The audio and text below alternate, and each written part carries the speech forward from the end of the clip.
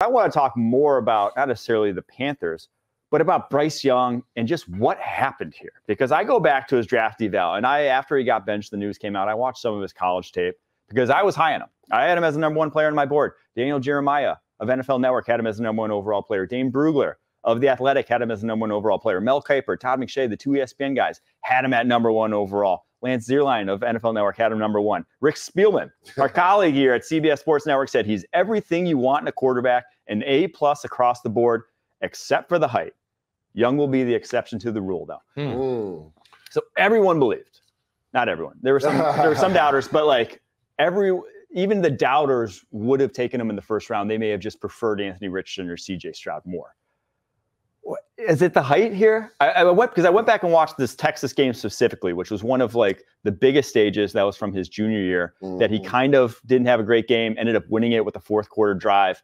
And I think you saw some of the under pressure, just skittishness that he couldn't stand in and deliver against bigger guys, in collapsing pockets. Yeah. That he was scared of that. And then you saw kind of impact other throws in that game where it wasn't necessarily pressure, but it was a little tighter pocket, and he had that in his game. But it was a rarity, and you saw throws on tape, even in that game, that were better throws under pressure than I think he's ever made at the NFL level. And so did the Panthers do him wrong? Is it true? Can you just not succeed when you're 5'10", unless you're an elite athlete like Kyler Murray and can truly create these outside of structure plays consistently? Or were people just wrong in the eval Bryce Young? What do you think it was? I heard, I was listening to some old clips, and obviously like Stephen A. was posting what he was thinking about the Bryce Young pick. Yeah. He said, I met this young man, and he was so small. He's like, I'm bigger than him. He's like, he was so small. Yeah. Like, it was like he felt bad for him in the moment. And then in the two box, it was Stephen A. and Nick Saban. And I heard Nick Saban talk about it. And he said, look, he's not the ideal size for a quarterback, but at the end of the day, he plays quarterback like a point guard. And it seemed to me now in retrospect, looking at that interview, you can tell that Nick Saban's really doing his guy Bryce Young a solid. And obviously the eval spoke for itself, and he was the number one player in the country on a lot of people's boards. But at the end of the day, you can just see with that Nick Saban interview that he was trying to do his guy a solid, and he felt like he was being slighted about his slight in stature quarterback. But when you get to the National Football League, it's hard enough to consume and retain and understand all the information. You bring it to another level when you're the quarterback, and you have to then spit it back out at your team, and you've got to be the leader on the field. Everything goes as your quarterback goes. Yeah. How many coordinators do they have? How many coaches has he had now? Yeah, I mean, had fired midseason, so I was a new guy midseason and a new guy now. I was an offensive lineman, and it was really hard for me in the National Football League early on because of the fact that we had a different coordinator every year. We had a different head coach every 2 years. My O-line coach changed every other year. So from a technical standpoint, to the language we're speaking, to the guys you're playing with, because there is turnover every time that there's roster changes. There's new guys in and out of that huddle. You have to be on the same page, especially when you're a quarterback. You got to trust the guys around you. I never thought that the trust was there between Bryce Young, his teammates, the ownership, the management, the way they set this thing up for him. It was doomed to fail from the very beginning, to be honest. And you can see it now, a quarterback that's been beaten and bruised both mentally, emotionally, and physically too. And now, to your point, he's seeing ghosts. He's not getting through his progression. He's bailing out of the pocket before things even do get sketchy. And they will get sketchy if you hold it another 2 beats, Bryce. So you're onto something. Your instinct is telling you the right thing. But at the end of the day, you got to rehabilitate this young man's mental because the confidence, when it takes a hit in the NFL, it's really tough to get it back. Because, look, you got to go to practice the next day. And, if you throw an interception, then it's a self-fulfilling prophecy. If you don't hit your second progression, and you hear about it in the meeting, you say, well, he's probably right. I'm just not seeing it fast enough. Is this true? Like, are they right? You know what I'm saying? That's the battle as an NFL player. Confidence. Have no confidence. Have no continuity. That's why I really have an issue with this Canales benching Bryce Young. Is it even Canales? Probably upstairs. Because we know one thing about Dave Canales. He's going to give quarterbacks a shot. And I haven't seen this guy have a shot, whether it's Bryce's doing or the upstairs doing. And we're not going to see it anytime soon. It's sad. It's sad to me. It's sad. There's so much to break down when it comes to this Bryce Young situation. I think something that you said, Mike, that was telling was what Rick Spielman said this guy has everything that you want except the height, right? And for NFL standards, right, most people are under the assumption, or they look at the past and say, I have had to seen it before done in this type of body for me to feel comfortable to do it. Like, so it's rare for the NFL to go outside of that realm in regards to taking somebody one over. Now, Baker Mayfield wasn't the biggest guy. Still, he was more stockier. Same thing with Kyler Murray, more stockier than Bryce Young. So Kyler and Bryce both 5'10" and 1/8 inch. Yeah. So they're same height. Russell Wilson 5'11". Kyler's makeup Kyler and is Russ denser. are stronger. That's what I'm saying. So Dense. like when you look at Bryce Young, not only is he shorter, but he's more frail in body type too. So we're always under the precipice. Like, I'm one of those big guys. Like, I've had to seen it before for me to believe that it can happen. Like, everybody thinks they're the exception to the rule. No, everybody's not the exception to the rule. The rule is the rule for a reason. Yes. And I love, like you said, I love Bryce Young's film as far as anticipation, what it could do off platform, the toughness that he showed. But the biggest scare for me was his size, right? And he didn't have crazy arm talent as well either, but he threw with so much anticipation. You thought maybe you could supersede that, right? Mm-hmm. So there's that facet of it, right? Then go back to what you're saying. This has been quarterback malpractice by the Carolina Panthers. This kid has had to go through 2 different systems in 2 years as a rookie quarterback, right? And then when you look at it, for rookie quarterbacks that have success, what is around them? What is around them to make them succeed? What are you bringing in to help them succeed? I had a show last year I did with 2 other analysts, and they asked us the question, out of all the rookie quarterbacks drafted last year, it was C.J. Stroud, Anthony Richardson, and Bryce Young, which quarterback was set up to have success? I don't want to put out the other analysts, but they said they thought Bryce because of Frank Wright and everybody being there, the coaching staff that were ex-players. Yeah. But you know why I said C.J.? And it wasn't because of what I saw on film. It's because of the offensive line. For a young quarterback, the one thing you have to have, and it's paramount for that kid to have confidence, is protection. And right, they had just traded for Shaq Mason. They had one of the best, if not the best left tackle in football, Laramie Tunsil. Titus Howard was almost a Pro Bowl player, like caliber player. So when I looked at the offensive line, I said, CJ's going to be well more protected than any of these quarterbacks in the draft. It's rare that the second overall pick has a solid offensive line like that, right? So I said C.J. Stroud is going to be set up for the most success, right? When you look at everything Bryce Young went through last year, you talked about it. He was taking shots left and right. Now, again, this year, he's taking some of those shots that he shouldn't be, and it's on him. One that comes to mind was just last week versus the Chargers. J.C. Horn gets an interception there in plus territory. It's 3rd and 5 on the 36-yard line. He evades some pressure, goes to the left instead of just throwing the football away, because maybe they do go for it on 4th down in plus territory. He takes a ridiculous shot on the sideline, and now they have to punt the ball. Like, those are things that is on the quarterback and not on the offense. But my thing is, you said after only 2 games, they benched this kid. Like, what does that do for his mental going forward? And what has Dave Canales seen in the offseason during training camp and in 2 games that makes him say that we have to make a change right now, right? And to your point, is it above Canales? Yeah, right? I have trust issues issue. now in that locker room. If Dave Canales, the head coach, says after the week 2 loss, Bryce Young is still our quarterback, if I'm an O-lineman that had a rough game, I'm worried about maybe Tepper steps over Dave Canales' head.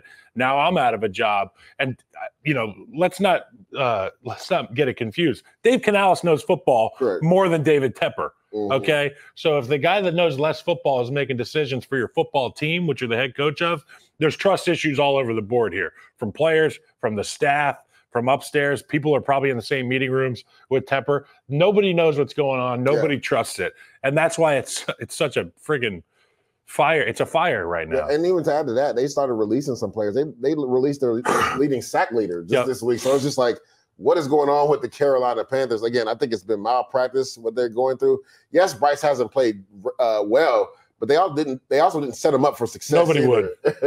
Yeah, I think that's both can be true in that the situation is, I mean, about as bad as anyone stepped into. I mean, Trevor Lawrence stepped into a pretty terrible situation with that. And Urban Meyer year 1, what we saw there with that staff was bad, and that set him back too. Like, that set his career back. His rookie year was god awful, and it took him through probably till the end of the second year for it to really start to look better.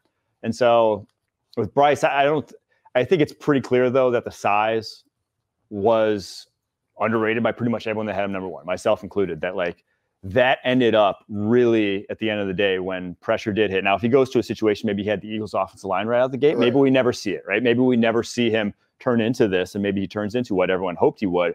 But I do think that as soon as the pressure became consistent, if he was Anthony Richardson size, it wouldn't have looked like this. Like he would not have gone down the downward spiral that we're seeing him. It's like when Mina Kimes took a picture with him at the combine. It was like she tried to help him out. It was like, oh, he is really a little guy. Like, I had like 5-inch heels on. He's really a little guy. So I mean, that leads us though into what your deep dive was here. Yep. And that's rookie quarterbacks. Start them, sit them, develop them, bubble wrap them. I'll just give my take right off the top here with this, because I've been banging the table now for a while that the Strouds, the Herberts, the Mayfields, those are unicorns. That's not real. It's not, and there's never the exception. There's never been a rookie lead a team to a Super Bowl. And so like the risk reward at this point of throwing a guy to the wolves right out the gate is just low. It's just like the risk is high, the reward is low. You're just not getting that much by getting those reps. And I think the biggest thing that doesn't get talked about is that the offseason going into your rookie year is the shortest offseason of your life as a quarterback. Yep. You have May until August 1, 3 months to get up to speed in the playbook, and then you're on a football field playing against NFLers. It's not only shortest offseason of your life, it is also the only offseason of your life where every single you're playing with is new. You know, you do not have anyone you had before. If you're on a college team, some guys leave, but a lot of guys stay. NFL team, some guys leave, a lot of guys stay. High school, similarly, you have to learn everybody's name. You have to learn who all these guys are. Get on the same page with all your wide receivers, and to expect. You don't have to know their name. You also have to know every check that they could run, every and route how concept, they run routes, hand signals to give it to them, snap counts. And to expect someone to just hit the ground running, the unicorns do. Again, like the ones that can, they're special, and that's how you know if a guy plays well as a rookie, chances are you got something special on your hands. But it's one where I do think we see a lot of bad habits develop from certain quarterbacks, and that it's something that if they truly had the offense mastered before they ever took a snap, there's just such a strong track record of those guys that are asked to do that, whether it's Lamar Jackson, whether it's Jalen Hurts, whether it's Jordan Love, whether it's Patrick Mahomes, whether it's Aaron Rodgers, whether it's Phillip Rivers. There's a litany of guys. Carson Palmer had a full redshirt year as the #1 overall pick of the Cincinnati Bengals. It's just like Eli didn't start right away. Like there's so many guys. It was Kurt. At this point, I forget that he was there. Kurt Warner, yeah. That's crazy. I think the evidence is overwhelming. I actually was at a Giants-Packers game that year where it was 0-0 at halftime. It was one of the hardest games to watch. Kurt Warner slid at the goal line on a 4th down, and they called him short. It was unbelievable. It was unbelievable. But it's just the track record, I think, is so strongly weighted towards the guys that get the chance to sit and get up to speed in the NFL that I don't know why these franchises insist that this guy has to be our starter. Biggest recent, like the recent busts and strugglers, you know, I hate the word bust, but the recent quarterbacks that struggled, that started, you know, played a lot immediately. Bryce Young did not sit. Zach Wilson barely sat. Trey Lance hurt when replacing a hurt Jimmy G. Jared Goff sat half a year, went 0-7. Jameis Winston did not sit. Josh Rosen did not sit. Marcus Mariota did not sit. Sam Darnold did not sit. Got mono, actually, probably from a club in New York City, as you guys know very much about. Then I think about the most recent GOATs, Patrick Mahomes. He had one of the most savvy, veteran, well-loved quarterbacks that was going to be okay with having a rookie guy in his building, like Alex Smith. Tom Brady sat the first year. Aaron Rodgers sat the first year, obviously famously behind Brett Favre. But when you're a team that is being asked to draft a savior, and I hate that we have Caleb Williams up here, but when you're a team like Chicago and you're one quarterback away, and you've got a good defense and you've got some pieces around them on offense, you're gonna want to throw that first pick out, throw your hat in the ring for the first pick, because that's what's going to be in your mind what helps your team. I think that the bust potential goes up obviously so much higher when you're top of the first round quarterback. If you don't have an immediate need at quarterback, but you feel like you could bolster your roster, you can maybe get one into the first round, second round. Now the pressure's off that guy. That's not going to be the cover article every single week. Every time that there's a media release, it's not going to be a Caleb Williams highlight of him getting sacked. So in my opinion, when I think about the Chicago Bears situation, I didn't realize how poorly that offensive line was going to play.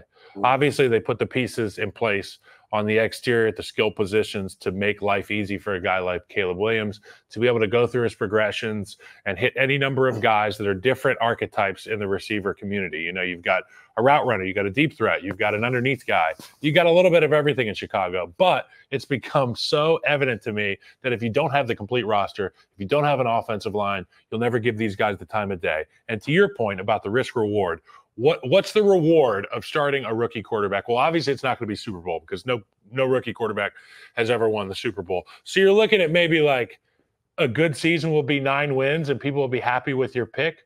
Well, what's the risk of having a guy like Caleb Williams out there? Let me ask you that. You know, what is the risk? The risk is what is going on with Bryce Young.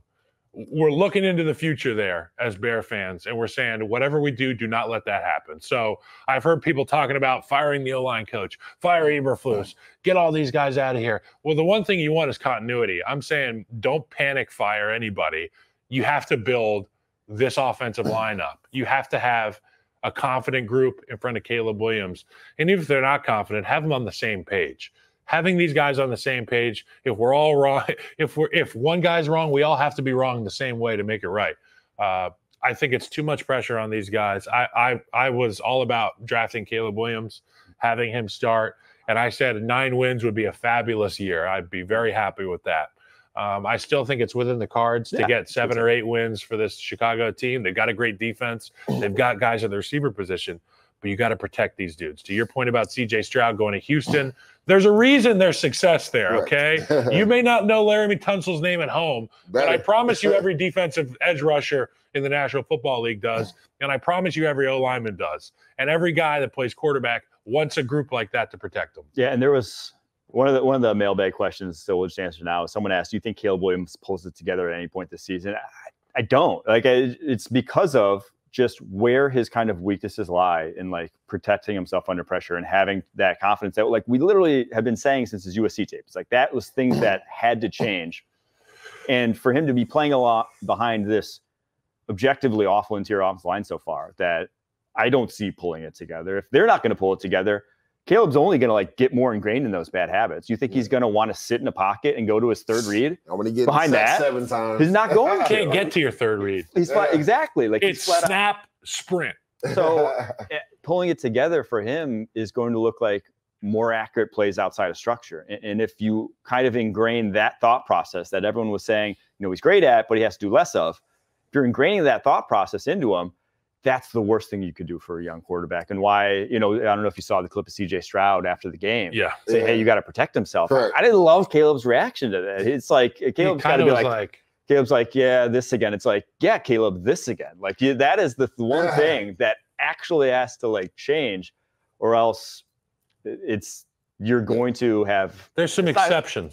He can obviously, like, the Bryce Young, we're not putting that on him by any means, but like, this is the same things we were saying about Bryce Young at this time last year, unfortunately. Yeah, I'll give Caleb a little grace just because you know how usually after a loss, I don't really want to talk to him. 100%, especially on prime time. Exactly. So it's if he heard the message, that's great. Mm-hmm. I'm like you, Mike. I wasn't 100% sold or happy about his response, but I get it because I've been in that scenario where somebody's trying to tell me something after a loss. I don't want to talk to anybody, right? So getting to this conversation, should a rookie quarterback play or sit? It's so interesting, right? Because this has been brought up, I would say, over the last 20 years. And you know when this all started to become an issue? It was my rookie year in 2008. Because before that, when you were drafted in the first round, sit your butt on the bench and learn how to be a pro. That's literally what they would do with the quarterback position. We named some of the quarterbacks, Eli Manning, Aaron Rodgers. I mean, obviously he had a future Hall of Famer in front of him, so he wasn't going to play in front of Brett Favre. But even guys that went high in the draft, Phillip Rivers, they sat down for a whole year or a good portion of the year before they took over the mantle as starting quarterback. But it was when Matt Ryan and Joe Flacco got drafted and they had success. Yep. Owners were like, oh, wait a minute. We don't have to sit our rookies. We don't have to pay two guys a lot of money. We could play our rookies right away. And then it doubled down the next year because Matt Stafford and Mark Sanchez, my guy, Mark Sanchez, the AFC Championship game. Exactly. Went to the AFC. So owners are sitting back, we don't have to pay two quarterbacks. We could just pay a rookie. That's a great point. We'll bring in, a veteran guy to help him get acclimated to the system, and we're going to push him out there. And then it literally was a snowball effect after that because then you get Andrew Luck, and you talked about it. It's rare for a number one pick to be thrust into a situation where everything is right for him to succeed. It was Cam Newton, Andrew Luck, CJ Stroud, Justin Herbert. That's my exceptions to the rule. So those guys elevated their team. So owners are like, hold on, we got a rookie quarterback who can elevate us. Play good football, go to the playoffs, and then RG3 too. You can throw him in there. Oh, I missed. They went to the playoffs. They won the division his rookie year. So it's just like owners were sitting back like, I don't have to pay two quarterbacks now. Which was the worst thing they could have ever done, right? Yeah. Because the hit rate is total opposite ends of the spectrum in regards to those exceptions that we just talked about and the quarterbacks that they quote unquote want to call bust. And those are physical outliers. Exactly. Too. Like Andrew Luck was a house. And smarter than the head coach. RG3 was an exceptional athlete. Track. Exactly. So it's just like that was the issue. It started my draft class in 2008 where owners were like, we could play rookie quarterbacks and actually have success. And then it doubled down the next year with Mark Sanchez and Stafford and just kept becoming a snowball effect. And they forgot all the other quarterbacks in between that went in the first round that didn't pan out because they didn't sit and learn how to be a pro first behind a veteran guy and learn what it means to be an NFL quarterback. Now, all of a sudden, guys are bust. No, they weren't thrust in the right situations to have success. It's like Sam Bradford was a freaking awesome quarterback. Great quarterback, great thrower of the football, but you throw him in that St. Louis locker room with that offensive line. Still got paid a couple times. Got paid a couple times because that's how good he was. Because that's how good he was. But, you're not going to be able to maximize the potential unless you have this complimentary roster set up, or you're just one of these rare freaks like Andrew Luck who can see things before they happen and is physically gifted enough to make them happen. Caleb Williams, you know what his superpower is? Creativity. It looks great when he does it. His ability to throw off platform. In my opinion, that's not a physical gift. Like that's not a physical superpower like the other names on this list. Justin Herbert, Andrew Luck. These guys are so much. Cam Newton. Are you kidding me? Yeah. You can't replicate that. You can't replicate that. I'll just say this. I'll end on this.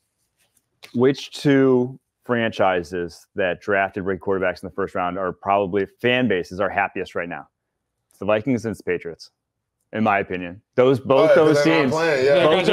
I mean, just objectively 100%. From what they saw in the preseason to them being on the bench and their team still doing well, they're probably happy as heck right now. No question. So I do think there is something to, and now every situation is different, but the vast majority of first rounders, just give them that time. Let them develop, man. But the thing is, Mike, they're going to continue to make this mistake because of classes like the 2020 class. Yeah. Right, where every first round pick hit in that class. And then even the second round pick with Jalen Hurts. So we'll continue to see owners say, the guy needs to go play now. Even though the track record of the history shows that guys that go out there early, it doesn't really bode well for them to have success. I do think, though, if Bryce didn't work out, and Caleb falls the same fate, we will see a change. There will be that will be enough that everyone's like, I can't go down that same route because you then So you're saying we could see Chicago go to Tyson Bagent?